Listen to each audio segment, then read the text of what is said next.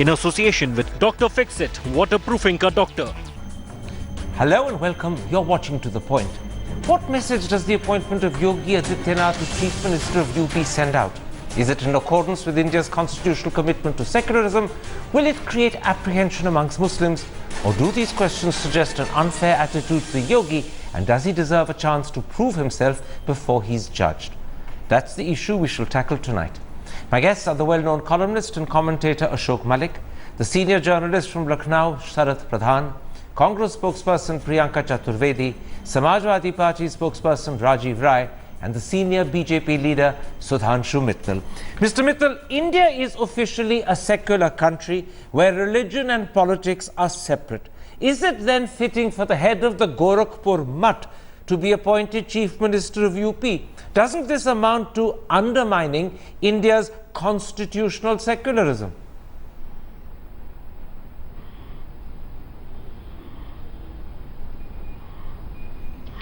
Karanji, India is secular in the context of theocracy. We are not a theocratic state. But India is not anti-religion. We are religion neutral. So to say this is against the constitutional scheme of things is very inappropriate. Let me tell you one thing. There is no distinction between being elected or being appointed in the assembly or in the parliament, or being a chief minister or prime minister. There are no separate disqualifications.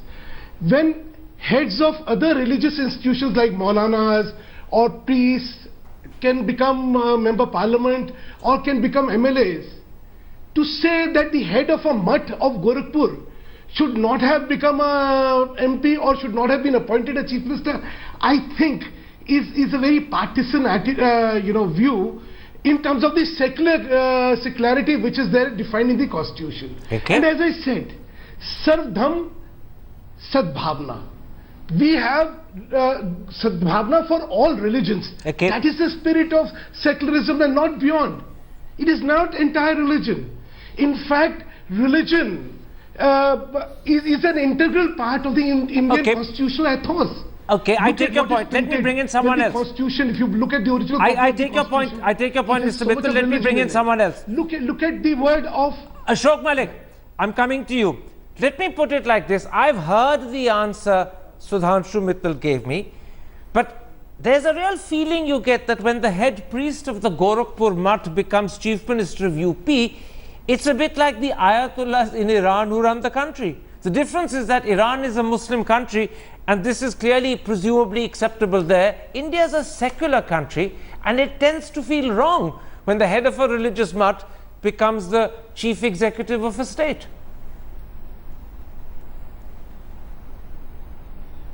No, the comparison is not apt at all, Karan. Iran, to use the example you gave, is a theocracy. It is an Islamic country, not just a Muslim country in the sense that the majority of people are Muslim, but it's a Shia Islamic country. It's run on those principles and laws. As per the constitution of Iran, it has a religious leader as a supreme leader. Mr. Khomeini, Ayatollah Khomeini was the first.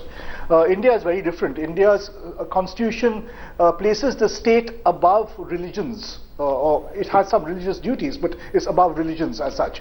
It's neutral between religions. Yogi Adityanath becoming Chief Minister of UP is not going to change that at all.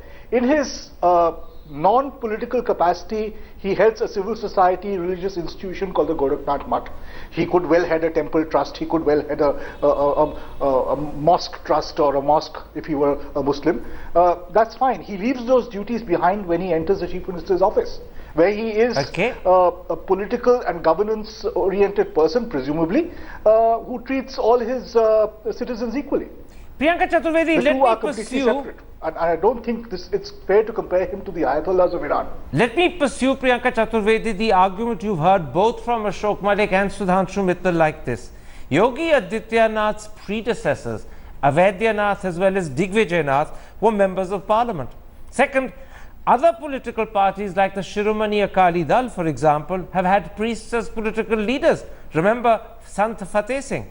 And don't forget Satpal Maharaj, who may be in the BJP today, but once upon a time he was in fact a Congress MP himself. So surely this means that India's secularism has accepted the rights of priests, of heads of mutts, to play an active part in politics. We don't see it as a contradiction.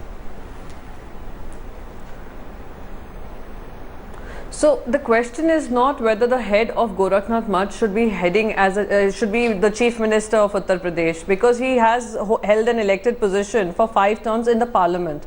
The question is this, that an elected MP is chosen, he is removed from the parliament and he is put in a state where he did not contest an election from.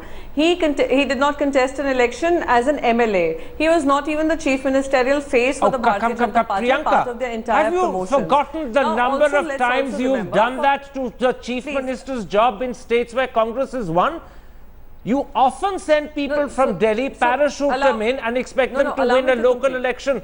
That's not something you are innocent of. How can you suddenly make it a crime in others? So allow me to complete. Allow me to complete. It's not a crime. We are just questioning that if he was so acceptable to the people of Uttar Pradesh, he should have been projected as a chief ministerial phase. He was not part of any of the promotions. Yes, he was a star campaigner, and during his entire campaign and his tenure.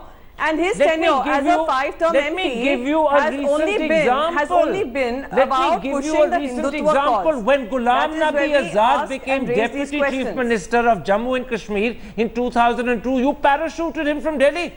It's exactly the same principle. Come on, these are really double standards of the worst sort. I'm going to stop you there. This is a bizarre argument. Allow me to No, I'm not going to let you carry on. You're making a very strange argument that actually doesn't prove a point. It just proves you're being hypocritical and contradictory. It's not a strange argument. The second point of the argument, the second point of my argument was what he reflects, his speeches and what he has spoken about, whether it is his 5-term tenure as an MP and what he spoke as a star campaigner during the entire Uttar Pradesh elections. He spoke about Hindutva, he spoke about a very divisive politics, he spoke about not giving reservation to women, whether it's his views on women, whether it's his views on Muslims, whether it's his views on minority, and what he thinks about Hinduism or Hindutva. So that is what is something that we question, that someone who has passionately spoken about something like this, questioning it. This is a more valid concern. The first point you made was not just hypocritical but contradictory. Let me bring in Rajiv Rai on the second point you make. No, because I was just coming let me bring in someone else. Let me, Priyanka, let other people have a chance as well. Since you insisted upon scoring an own goal with your first point, I've let you make your second to, in a sense, establish you do have a case, but I think it's only fair others should come in. Rajiv Rai, perhaps the bigger problem arises out of, as Priyanka Chaturvedi says, Yogi Adityanath's views. He's publicly spoken of converting UP into a Hindu Rashtra. It's there in first post on the 19th of March. He's also said he wants to place Hindu idols in every mosque. He said that in February 2015.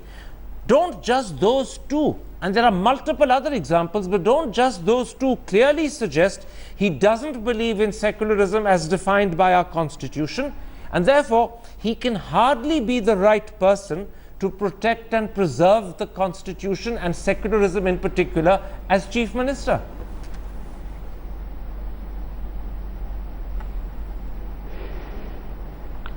Karam Sahab, I am totally agreement with what you made as opening remark when you spoke to me. I was live when he was taking oath, and that day also I told on record that his past speeches and views and statements, which is on record, nothing to say. I have nobody to remind them about them to any panelist here and other day also.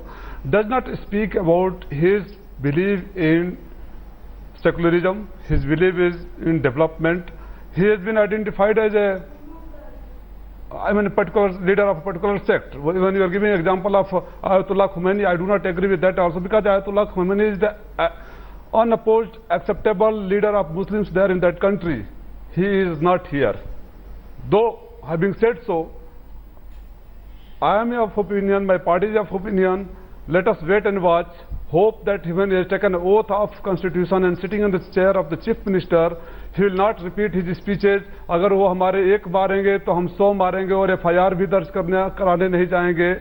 हम मुस्लिम लड़कियों को भगा ले जाएंगे. I hope the good sense will prevail upon him. He would realize that now he is the chief minister of a state where 20% of minority voters are there, and his constitutional, it is on his duty to protect them as well and take out the fear. They came, and certainly I agree with the Priyanka.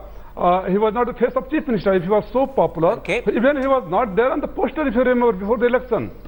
Because loads of people are not in posters before the election but end up as chief ministers, not as far as your party is concerned, but as far as Priyanka's party, the Congress, is concerned. So let's not go back to those rather silly points, if I can be so rude as to put it like that. I think we should stick to the bigger case, because I think the bigger case could be damning enough. Sharad Pradhan, in terms of that bigger case, I want to quote to you today's Economic Times.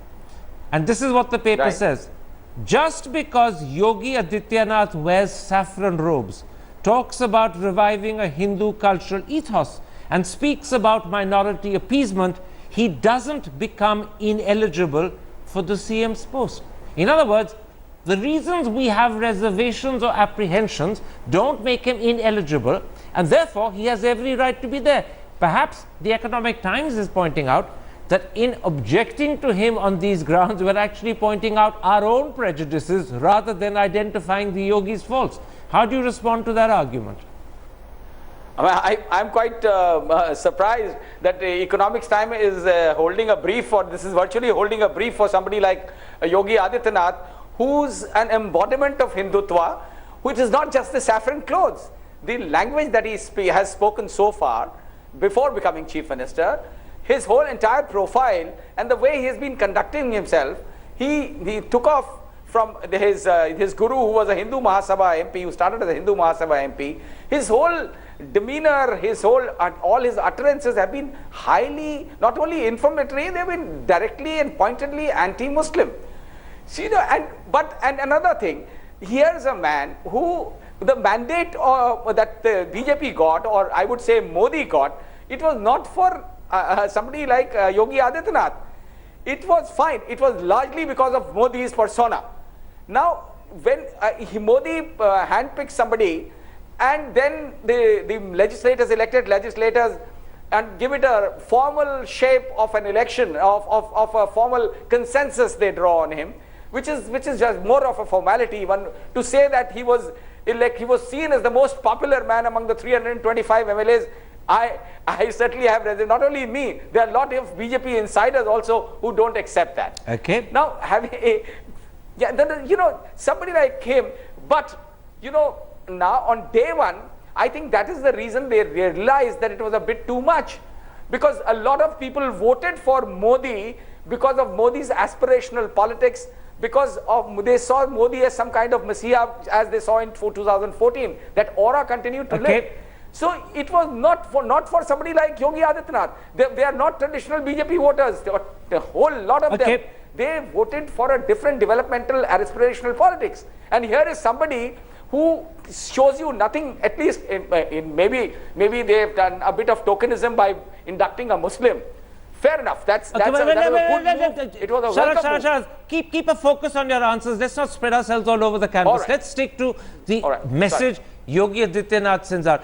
Let me bring you in at this point, Mr. Mittal. You see, it's not just the eligibility of the person who becomes chief minister that's important. Obviously, if he's not eligible, he can't be. What's also important is the appropriateness of the choice.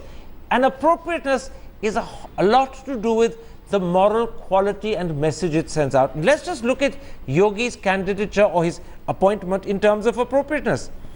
First of all, he seems to carry enormous prejudice in his speeches and in his comments against Muslims and Christians. In August 2015, he said the central government should try to reduce the Muslim population. A year earlier, in August 2014, he said for every one Hindu girl converted to Islam, he would convert 100 Muslims. He also has led the campaign against love jihad. He's carried out purification drives against converted Christians, and he was silent, tellingly silent, when his supporters threatened to dig up graves of Muslim women and rape them. And that, sadly, is audible and seeable on video. And my question is simple. In a state that has a 19% Muslim population, Is this an appropriate person to be Chief Minister?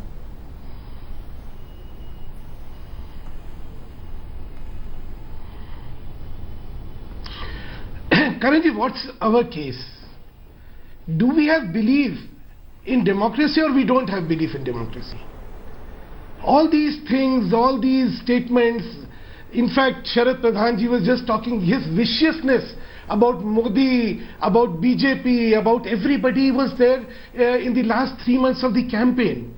And yet, people chose to think otherwise. Should we not bow our heads to the people's mandate and accept that people have rejected all these things and have reposed their faith in good governance of BJP make Yogi Adityanath Chief Minister?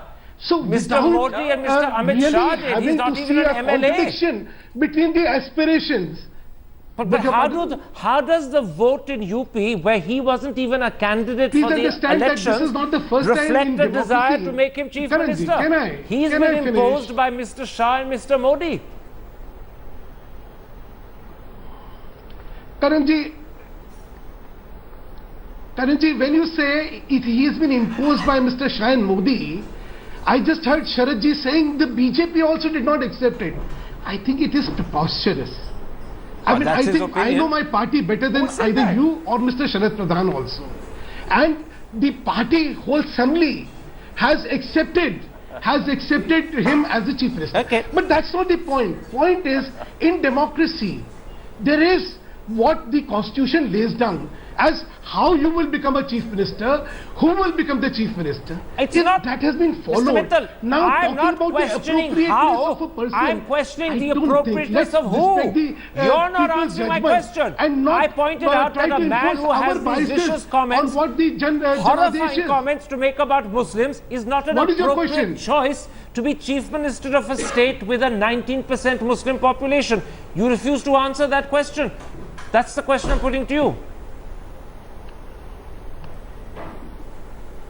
No, sir, he is a very, very appropriate choice because he has an aura of respect, he has integrity with him, he is a man who has got an unblemished record in terms of his integrity, in terms of his governance, in terms of everything. Okay. So, calling him an inappropriate choice because of a certain religious bias is not a fair comment. Bias. And it's I don't think in democracy which you refuse to recognize, this is the right approach. but they are there for the world and they've heard them and seen them many times. It's not bias, it's his own spoken words. The people's verdict? The inappropriateness stems from his own repeatedly spoken words. But let me bring in Ashok Malik. Judge him on his governance. Ashok Malik, no. I'm bringing in Ashok Malik now, sir. I think it's only fair someone else should which speak. Is contrary to what is expected. Sir, Ashok Malik argues the same argument as you. Let me bring him in. He's not an opponent of yours, he's a supporter. Ashok Malik, you know and I know that the Yogi's appointment as Chief Minister has worried many Muslims. It's created apprehension. Perhaps some are even scared. And I don't use that word recklessly. Can you, as someone who supports the BJP usually, understand that apprehension or fear? And do you think it's something that the Yogi and the BJP need to address urgently, particularly if he's keen to be accepted by everyone and to be successful at his job?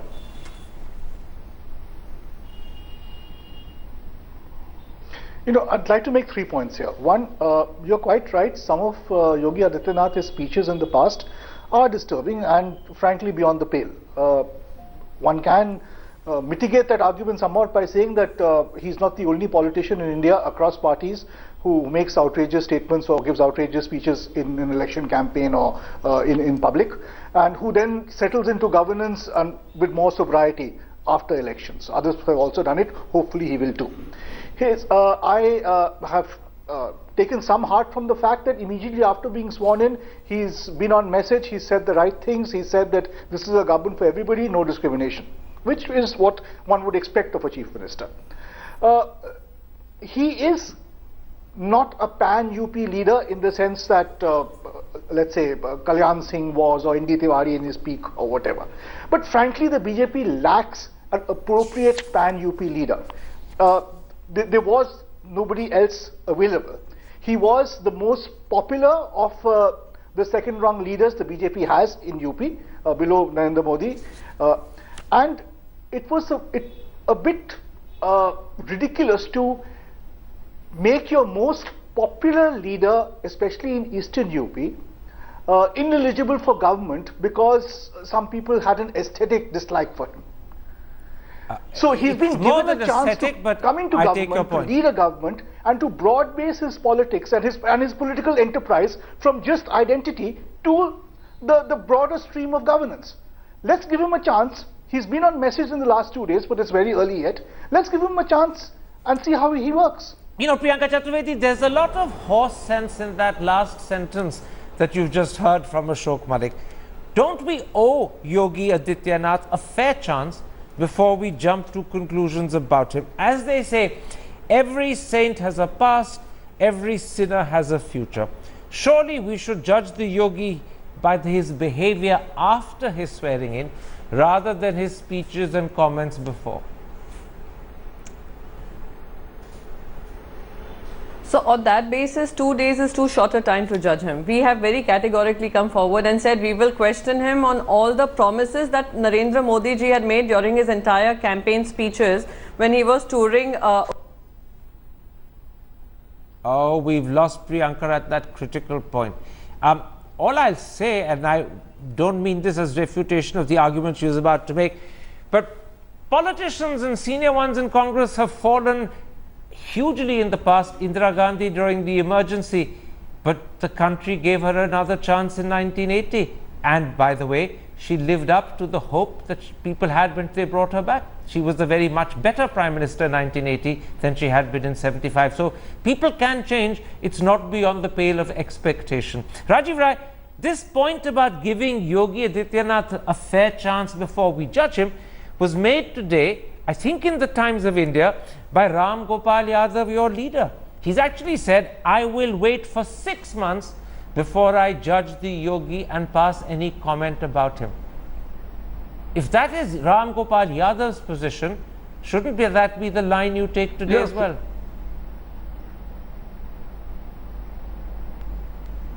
No, certainly is absolutely right, and this was me. I was telling you that I was live when he was taking oath, and the exactly same thing I told, and you saw on the stage Netaji and Mr. Akhilesh Yadav was there, that their body language, their posture itself speaks that we don't want to judge him as on today, though his past record does not give us a lot of confidence. However, we have no right to judge him before he delivers, and we will give him ample time. And we also assured them that we will play a positive, constructive and supportive role for the development of Uttar Pradesh, same time a vigilant opposition. But right now we do not want to judge him in the best interest of the state. I only hope and pray that he will not remember his old statements. He will come out of those. I mean, Muttal Sahab was telling whether we believe in democracy or not. Democracy does not teach us to talk about one particular community, create hatredness, speak a lot of venoms. Does not this thing. However, we'll wait and watch. I do not want to judge within 2 days or from the day on the day when he took oath. Okay. At the right time, when they do not deliver, we'll play a very positive, constructive and vigilant role of opposition. I assure you to you and through you, state of Uttar Pradesh. Sharad Pradhan, is there a chance that we are in fact misinterpreting the yogi's Hindu versus Muslim rhetoric? I'm going to quote Amit Shah, who recently said to a group of editors in UP the following 3 sentences. You people see the Shamshan Ghat Kabristan parity question raised by the Prime Minister as a communal issue. We see it as a development issue. How do you respond to that particular line of argument made by Amit Shah? And that would suggest that we are misinterpreting the yogi. I think it is stretching the interpretation too far by Amit Shah. That is his interpretation. I don't know how he's trying to impress people with that. I am sure nobody would agree with that kind of interpretation, to say that that is a part of development. If that is development, then we know what lies ahead. And sure enough, even as far as Yogi Adityanath is concerned, so far what he has said, as pointed out by you, it seems that the man is ready to, or he is inclined to change, maybe because of political compulsion. You know, being on a constitutional chair, he has to change. And if he doesn't change and deviates from the path that Modi has sought to show to the people of the state who have given him such a huge mandate, he has to show that he is genuinely different from what he was during the election campaign or before the election campaign. He has to rise far beyond Mr. the Pradhan, you're arguing against your institution. position. Mr. Pradhan, you're arguing against your position. Yeah. If he has to change and then, as you say, does change, then we have no problem with the man any longer. No, political. I said if he doesn't, so then he is not going to last. Mind you, as I said, a lot of people have voted for this party in the name of Modi, and not for somebody like Yogi Adityanath. Well, so that is why I said that maybe political compulsion leads him to change. Yes, but please let me, as I pointed out to Priyanka Chaturvedi, there are frequent instances when state elections have been in the name of Indira or Congress in general, and people like Bhupendra Singh Hoda have been parachuted to Haryana. Right? And that's happened very frequently in Congress's terms. It's happened equally frequently in BJP terms. But so that doesn't make much. Legacy as controversial as Yogi Adityanath. Well, listen, he's only controversial to you. He may not be to his supporters. And remember, he may not be controversial to the 40% who voted for the BJP compared to the 6% who voted for Congress. This mandate was not won with his face. But let me put something else to Priyanka. He makes a lot of people in Uttar Pradesh uncomfortable as well. But the majority of Uttar Pradesh perhaps is not as uncomfortable as you think. That's a possibility that you may not have borne in mind. He may be reflecting their views, he may be reflecting their interests in a way that you can't accept because you see him as an opponent. And let me point something to you in this context, and I want you to answer it. There is arguably, listen to me first, Priyanka, arguably there is also another side, Priyanka, to Yogi Adityanath. First of all, he's done excellent work tackling encephalitis in Gorakhpur, and it is a killer disease that affects the poor, and he's dedicated 15 years to fighting it. Secondly, as the Indian Express yesterday and the Hindustan Times today reports, there are many Muslims in Gorakhpur who actually swear by him. They believe he's gone out of his way to help them. Now, shouldn't all of this be considered alongside the foolish, reprehensible things that he's said about Muslims or Hindu Rashtra? And when you weigh both in the balance, the picture that emerges of Yogi could be more balanced and less prejudicial. You're only seeing one side of the man, not the other.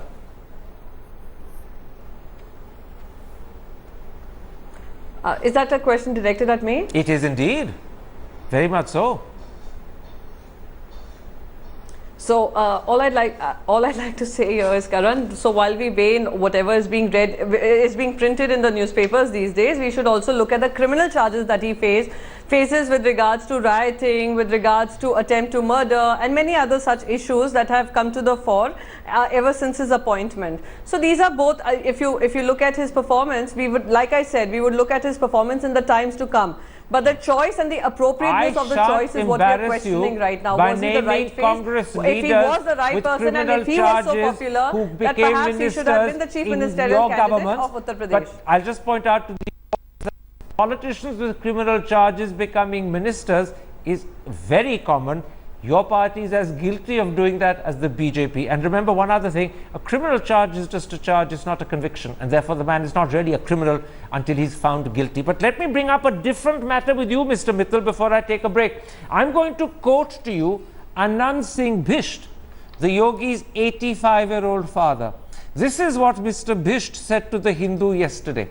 And I'm quoting, "I do try and tell Adityanath to keep a check on his speeches, but he follows his own mind. I hope that he follows the BJP's agenda of Sabka Saath, Sabka Vikas. My advice to him is that he should follow the BJP's agenda, which is inclusive of Hindus, Muslims, Sikhs, Christians, the rich and the poor." And my question is very simple. If Yogi Adityanath's own father feels the need to give this advice in public, and to a newspaper, by the way, surely that suggests that A, the Yogi needs such advice, and B, the apprehensions people have about his appointment are legitimate apprehensions.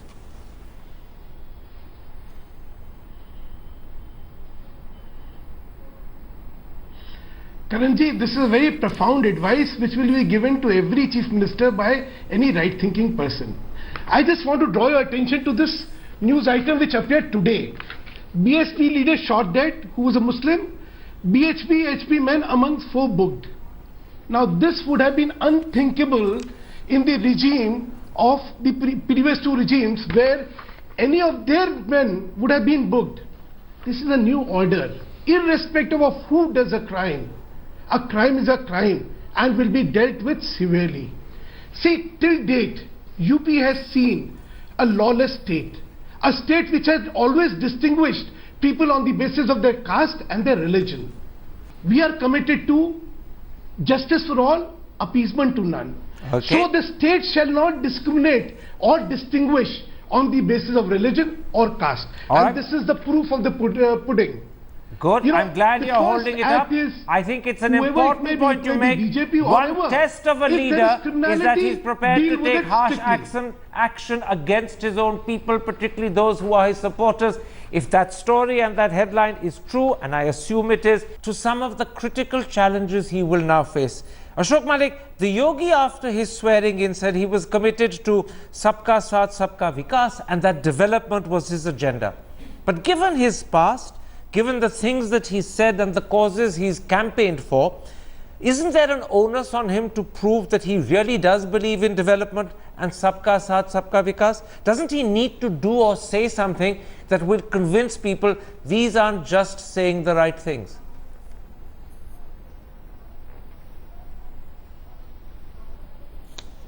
Well, he's been pretty much doing that for the past 2 days. He gave a very sober and I thought enlightened and some fair speech to the Lok Sabha. He spoke about a government that would live simply and not discriminate. He said that in Lucknow yesterday.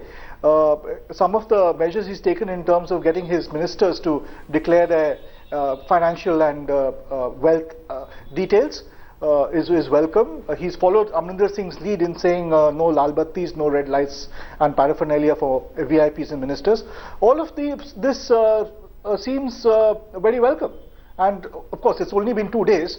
Let's see what he does and how he rolls out his policies in the days to come. I think his top priority, UP has 100 problems, long term and short term, and he can't solve all of them in 5 years, of course. But I think his top priority and what people will look for immediate results in will be in law and order and strict policing. Okay. That is what he'll be tested on immediately. But you know, because, Rajiv Rai, crime, especially in the towns and cities of UP, is rampant and has been rampant for some time. on the other hand, Rajiv Rai, where his biggest and perhaps most difficult test could come is how he handles the Ram Mandir issue. After his appointment as Chief Minister, there will be many who will believe that the way has now been cleared for the Mandir to be built. Praveen Togadia is just one of them. He said so in literally so many words. Do you believe the Yogi will be able to stand up to them and restrain them? Or do you fear that he will actually find ways to encourage them rather than check and halt them?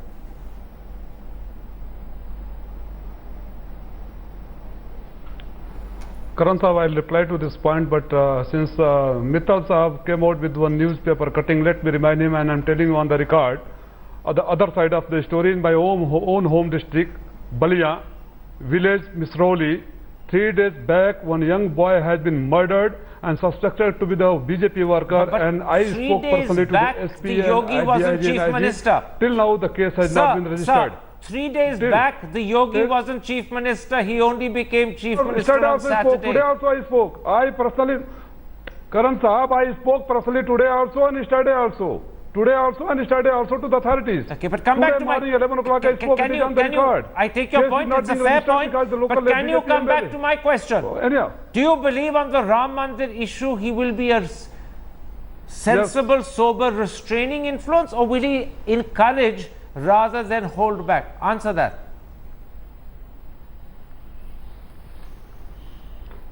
See, Ram Mandir issue they only use for the playing politics and vote bank.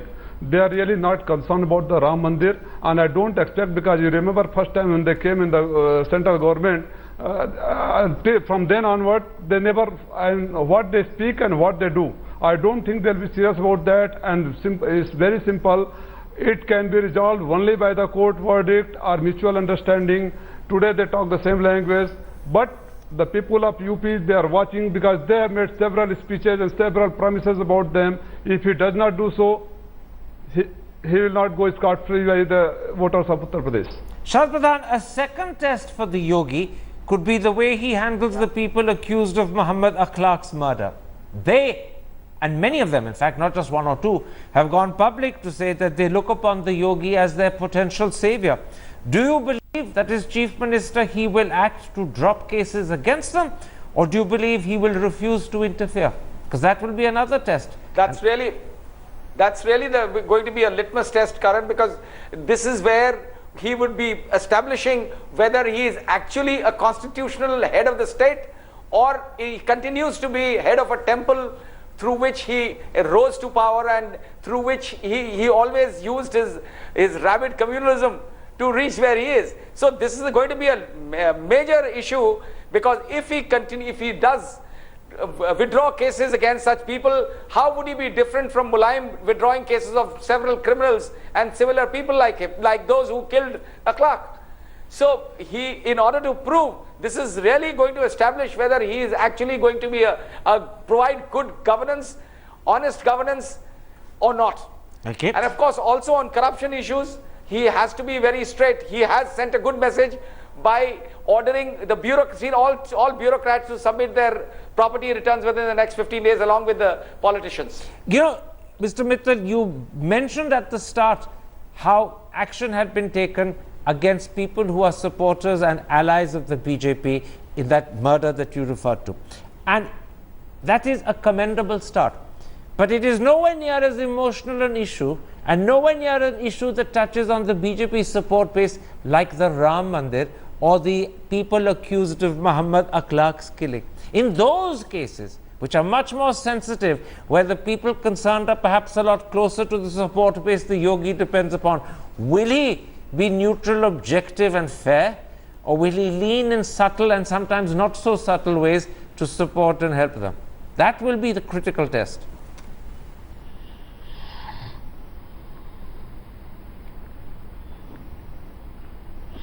Karanji, Ram Temple's issue is very clear. It's either through a judicial order or through negotiation or through legislation. Beyond the three, there is no other scope. And as somebody who will follow the law of land, this is what is going to happen. As far as Muhammad Akhlaq's case is concerned, again, the law shall take its own course. But let me tell you one more thing here. There is a court order in Akhlaq's case which has not been implemented by the SP government. When he implements that order, then the hue and cry which will be raised, I am just trying to see what will happen then. No, forgive me, sir. You're talking about the case against his family members against the allegation of killing a cow, and I believe I'm correct in saying it's been stayed. Its implementation has been stayed. Check it out. I think I'm right on that. But I won't quarrel with you. I'm pretty sure I'm right. Very quickly, I'm going to come to you, Priyanka. We're talking about the Yogi, and we're talking about his potential to behave differently to his past. I am saying one more, Karanji. Yes. Karanji, just one more thing. Let me add.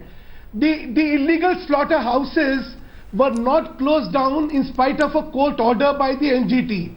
They have got closed. So the court orders which were not being implemented shall be implemented. Absolutely. And I hope but you're talking they about are not looked at as criminal orders. And your party manifesto is committed to shutting down slaughterhouses, so people expect you to do that. But let me bring in Priyanka Chaturvedi. Priyanka Chaturvedi, we're talking about whether the Yogi will be willing to show himself in new colors and in a new light, and to behave chief ministerially rather than as the head of the Gorakhpur Math. If he does, I admit it's a big if, but if he does, will you be prepared to give him credit? If he does, will you be prepared to acknowledge that the man as chief minister is different? Or will you continue to hold the past against him? No, no, absolutely not. For all, we have been maintaining this ever since his name was announced, that we will judge him on the basis of what he is speaking and his actions. And ever since he has been sworn in as a chief minister, while he is saying the right things, I would also like to go back to the statement that you reminded Mr. Mittal of, where Mr. Amit Shah has said for us, Kabristan and Shamshan is a development issue, not a communal issue. So you may change sides, but if you're speaking the same language that you were speaking before the elections happened and before he was appointed as the chief minister, it is going to be a tough task for people to be convinced that he is the popular person, and the mandate that the BJP has been given is for Yogi Adityanath's popularity and not because of the base of what that point, that it will be a tough task for the Yogi to convince people that he is different. So clear, so well demarcated, so often repeated is his image as a result of what he has himself been saying, that to change from that will not be an easy task. But it is the challenge he faces, and if he wants to succeed, he has to change, and probably no one knows that better than the Yogi himself. My thanks to all my guests for joining me, and if you have been, thanks for watching. Goodbye. Good night.